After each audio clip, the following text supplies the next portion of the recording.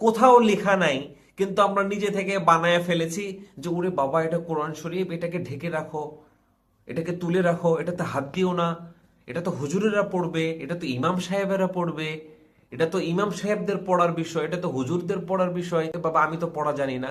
কেন আপনি পড়া জানেন না? কোরআন শরীফ নাজিল হয়েছে, শুরুতে বলা হয়েছে ইকরা, তুমি পড়ো তোমার প্রভুর নামে যিনি তোমাকে সৃষ্টি করেছেন। এটাই প্রথম কথা ছিল, ইকরা বিসমি রব্বিকাল্লাযী খলাক। যদি কোথাও লেখা থাকতো যে না এটা শুধু হুজুরেরা পড়বে যুগে যুগে, আপনি শুধু তাদের কাছ থেকে জানবেন, ব্যাপারটা কি এরকম? পৃথিবীতে আসছি আমরা পরীক্ষা দেওয়ার জন্য, তো পরীক্ষা দিতে হলে কোরআন শরীফ মাস্ট বি পড়তে হবে। এসব সব ধ্যান ধারণা ভুলে যান, যে হুজুর পড়বে, ইমাম সাহেব পড়বে, সৌদির লোক পড়বে, সব সব বাদ। কানা হোক, সুন্দর হোক, আর যে হোক, কোরআন শরীফ সবাই পড়বে। আমাকে দেখে আপনাদের কি মনে হয় আমি খুব কালো কুৎসিত? আমি কি কানা খোড়া বোবালুলা? কিন্তু আমার আব্বা আম্মা আমাকে কোরআন শিখাইছে। কারণ কি?